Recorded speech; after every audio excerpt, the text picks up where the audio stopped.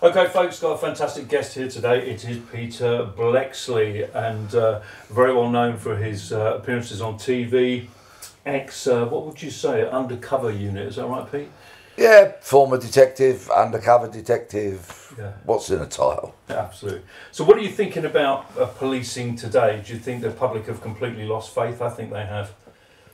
A deeply, deeply worrying thing is the divide now between that moderate mainstream of society and the police. You know, they always used to be silent supporters of the police. They wouldn't shout it from the rooftops, but they supported the police. Their natural default position was to be supportive of them. And for a variety of reasons, that has absolutely nosedived in recent years. Okay, so you have the really shocking, notable, disgusting cases like Wayne Couzens, David Carrick, and a shocking number of other police officers that have been jailed for rape and other sex crimes. So you've got all those kind of monsters that did the big headline damage to public trust in the police. But then what happened was, you know, your, as I call them, the moderate mainstream, the man and woman in the street, would be supportive of the police because if they got burgled, if they got their car stolen, if they had their van broken into, if they had their bike nicked, all those kind of crimes which happen to everyday, ordinary people, you'd have a police officer come round. And sometimes they'd come round with a scene of crimes officer and they'd dust your house trying to find fingerprints. They put some effort into doing it. And that, of course, has all diminished in recent years to the point of being non-existent with so many police services. You just don't get that service. And not only was it a service that the police and the SOCO, the scenes of crime, would give to the public, but it was a way of getting to meet them, albeit in dreadful circumstances, to be truthful with them, and you could lay out what the likelihood would be of solving it, or not possibly. And there would be that human interaction, that contact, and the people thought, all right, even if they don't catch someone, at least they're bloody well trying. Made an effort, yeah. Whereas now, if you're the subject of a victim of any of those crimes, in all likelihood, you're forced to go online or pick up the phone, and you'll get somebody at the other end who sounds utterly disinterested, and they'll go, do you know who did it? Right? That's generally the first stupid question you get. And then the second one is, have you got any CCTV? And if your answer to those two questions happen to be no, then you'll get an email 24 hours later saying case closed. So none of that old school visit, SOCO, interaction, talking, engaging, building trust, none of that exists. And that's why so many of that moderate mainstream of public have gone, do you know what? Sodom.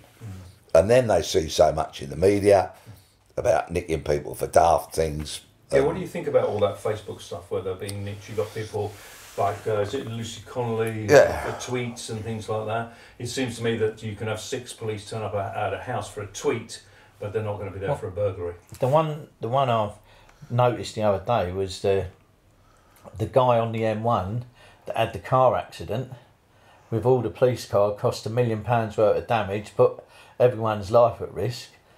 I mean, that surely warranted a 5 to 7 year sentence on, and he got 14 months. Yeah, I know. And Lucy Connolly gets 31 months. Now, seeing as you mentioned Lucy Connolly, right, what she wrote was odious and illegal. It was a breach of the law. You know, you cannot go around encouraging people to go torching places, right? That is daft. But Lucy Connolly, like so many people, including myself and I guess the present company, we were enraged and outraged, and our feelings ran very high on that dreadful, dreadful morning that Ruda Bacana carried out his carnage.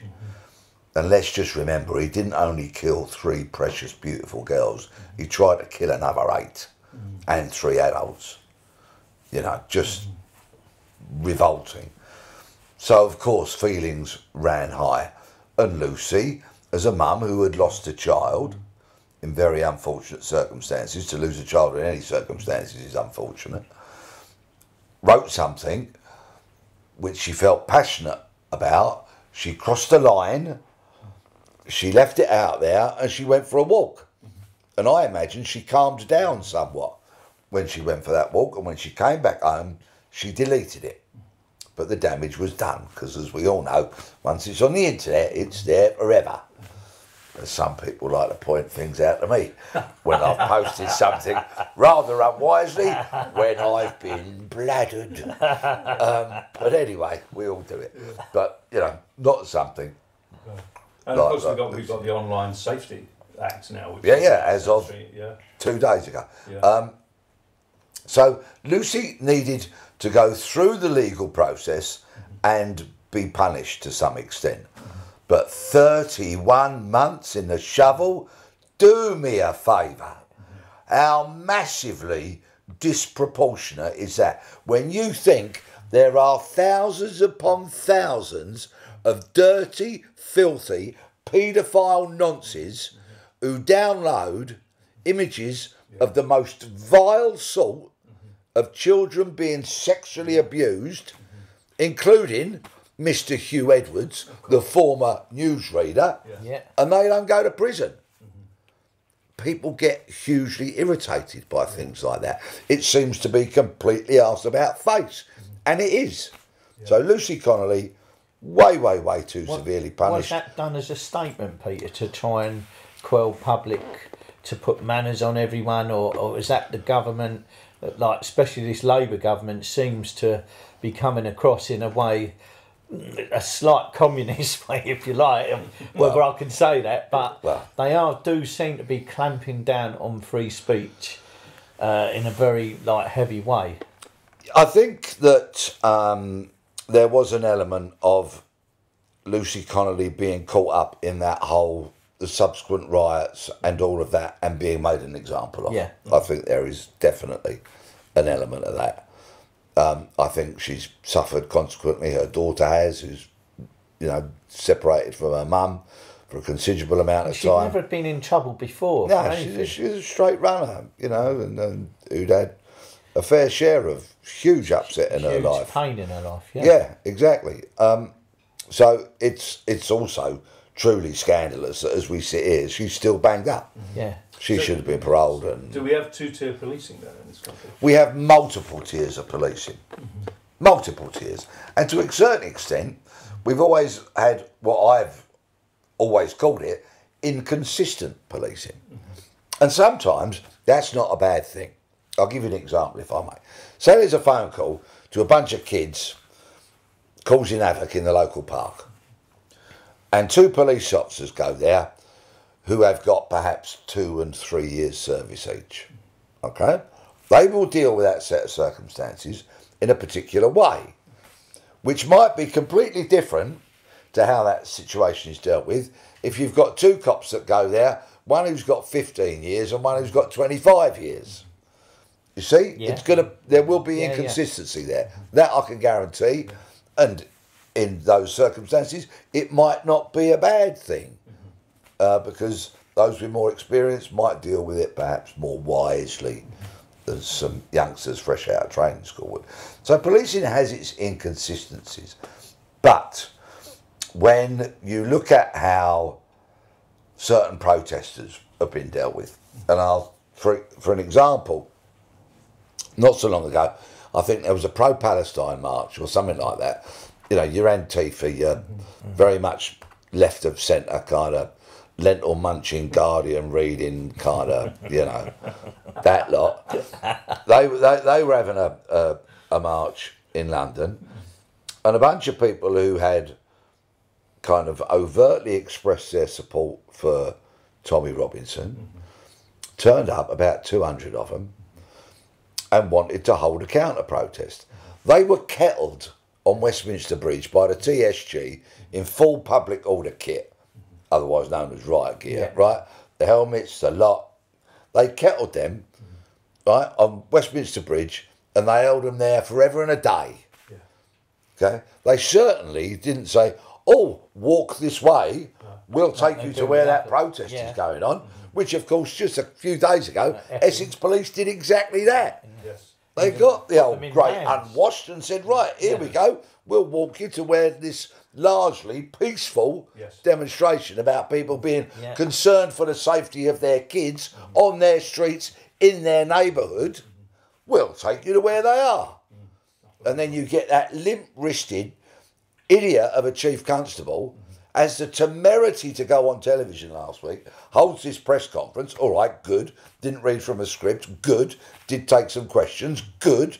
Credit where it's due.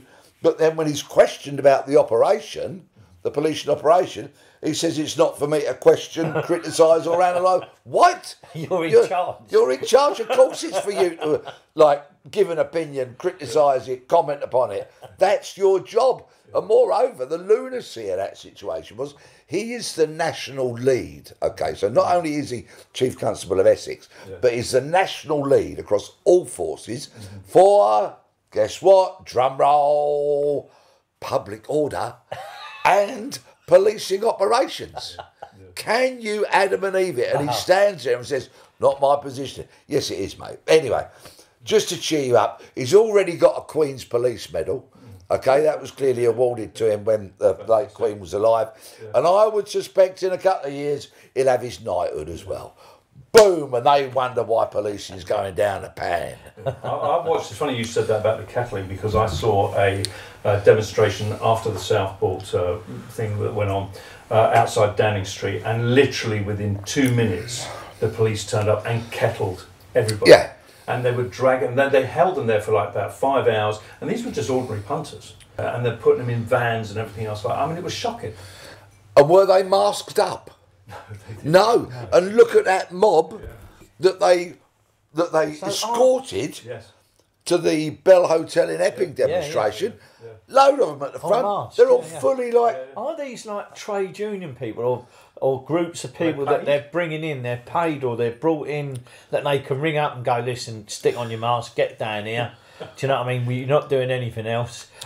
Well, it's a very good question, but are the police saying, "Excuse me, take that off, I need to see your movie," right? And who are you? Yeah. But that is it. Any other time the police would do that. They do that. But, you know, we're not in COVID now. Let's see what the police are like on the 13th of September, shall we? Yeah. Right? Yeah. Let's see what happens then when there's going to be a vast gathering, I think, in central London. You know, let's see. Let's see if they then escort fully masked up people. Yeah. So can I ask you about these standard of policing? Often the police that I see running around are maybe, shall I say, not the fittest looking people. Is it, when they take in police these days, are they... I don't know, the fittest that they can get? What do you think of the new... Well, in recent times I've had this beep test which you have to pass, right? Now I've got to tell you, I started smoking when I was 9, smoking blotting paper at school, and I've smoked just about everything known to mankind since, right? Did you smoke Players, Pete, without the tips? Rothmans. So as you can see, I don't have the lifestyle of an Olympic athlete, right? Okay, I can pass that beep test, right? I could do it in the street outside now, and I could pass it comfortably, right? So it is clearly not fit for purpose, right? The police need to be fitter. But of course, it's 2025. And some people will say, well, if this beep test has to be taken every year, this fitness test, would that be unfair on a woman who's returning from maternity leave, for example? And you would say, okay, but then grant some allowance for that. Of course. Common sense. But really. Do say to that woman, you know, okay, she might have another baby the year after, or she might have another baby the year after that. Who knows? But you would have to say, when your childbearing years are over, if they've been 3 or 4 years, whatever they are, when you do come back to policing, we'll grant you 18 months, but you're going to have to pass the beep test. That is not unreasonable, is it? Because you know what? Criminals, as I discovered, have this habit of running away. So it's really quite helpful if you can leg it after them. They spend a lot of time in the gym making sure they can run away. Exactly. And so it's also rather helpful, as a police officer, if you can shift some furniture, because sometimes it kicks off. So can I ask you, in your day, were you dancing at Notting Hill with the LGBT and all of that stuff? I went to Notting Hill once as a detective, and we did not dance, funnily enough. We did not dance. I fulfilled my duty as a detective over that weekend, and I vowed never to go back. And I haven't, and I won't. No, so you missed out there. Oh, yes, hugely. And I like a dance. You know, believe you me. It's a sight for sore eyes, but I like a boogie. Now, the most important thing of this interview, the most important thing is the fact is you've got a big tour coming up. It is huge.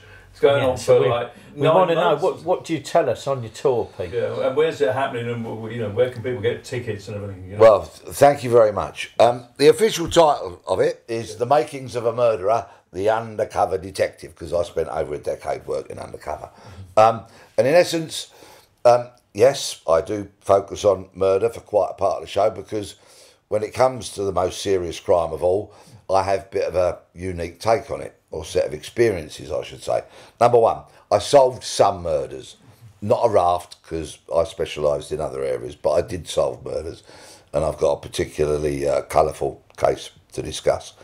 I then went undercover and pretended to be a murderer, and people went to court for that, because we gathered enough evidence to charge them with conspiracy to murder, including one man who happened to be a serving detective sergeant at the time. So I'll talk about that. And then, of course, rather unfortunately, I became the subject of a murder plot because of my work undercover, and that led to me having to be hurriedly parachuted into the witness protection programme, which led to the two most miserable years of my life and a catastrophic mental health breakdown. So with those experiences of murder in its various types, I've got an original story to tell. And there will be that. There will be other tales from my years working undercover, some of which I'd like to think are quite humorous, some of them, and many of which are frankly terrifying.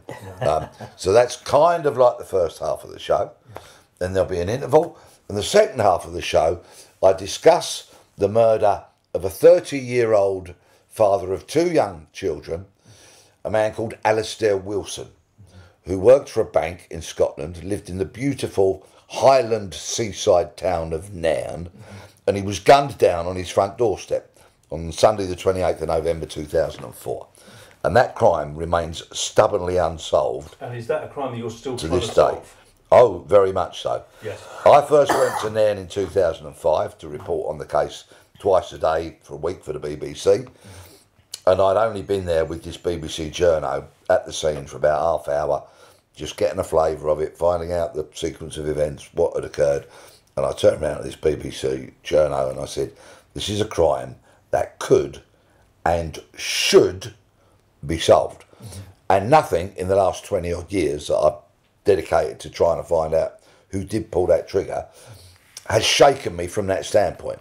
It still remains a case that could and should be solved. The police have, quite frankly, been abysmal. Absolutely abysmal. I will reveal a lot of what they've got wrong. I will reveal a lot of new information for the first time into the public domain. The police were going to arrest a man about 18 months ago. I know the identity of that man. I've spent a lot of time and effort trying to get in front of him, and I haven't done yet. And yeah, basically they've made a complete pig's ear, but they still could when solve that happens in a case, Pete, is that just down to at the start of the case the officer in charge or the people involved in it get it wrong and it just goes awry further down the line, or is it just lack of interest? Or it could be a combination of any or all of the factors that you've mentioned. With regards to Alistair's case, of course I'm going to hold some stuff back for the show because people are going to part with their hard-earned to come and watch it. But let me say this. From the start, the police in Nairn, which is a small seaside town, population of 10,000, 11,000 if you include the outlying areas, were unused to such a crime. But that still does not forgive them for, when they arrived, the first two cops, failing to secure the scene properly. That is fundamentally, after preserving life, and Alistair was lying on the ground having been shot 3 times, and people were trying to save his life, a nurse from the pub opposite and all that stuff. Right, so once that is in hand and paramedics are on their way, so you're trying to preserve life, you have to protect the scene. Because in most circumstances, in this day and age, and even then, back in 2004, crime scenes so often give up their secrets if they are properly preserved and properly examined. That didn't happen in Alistair's case, and it's kind of like a snapshot and symptomatic of so much that has followed. Sadly. So this is going to be like a fantastic show, and are you going to do like a Q&A? People are going to ask you about stuff? My favourite bit. Yes. I hope we get the opportunity to come, Pete, and ask Well, you better hurry up, because I think They're going well, aren't they? a lot of them are selling out and all that stuff, so please don't delay. Fantastic. I'm So get delighted. your tickets now, folks. Yes, please. Go to peterbleksley.com Yes. or follow any of the links that you're kindly going to Yes. put up there, and you can get your tickets. Did you get worried about doing the show? I mean, you've got to stand there for like, what, an hour and a half, 2 hours or something? Pre-match nerves are a good thing. Yeah. You know, I think they are. I've done thousands of broadcasts, and before each and every one, there's an element of like, right, because when you're self-employed like me, really, every bit of broadcasting. Only as good as your last interview. Everything's an audition. Yeah. This is an audition. Yeah, sure. You know, for somebody buying tickets, perhaps. Yeah. You know, everything I do is an audition. I'm on the radio later on this afternoon. It's an audition. If I'm no good, I won't get invited back. It's as simple as that. Do you get a lot of stick these days for your views online? But a lot. Yeah, there's a few unhinged people out there, right, who are very envious of the fact that my phone keeps ringing, so I keep working. Don't you get jealousy from within your ex-profession? Yeah. It's fair to say I'm not routinely liked by every police officer serving or retired, but you know.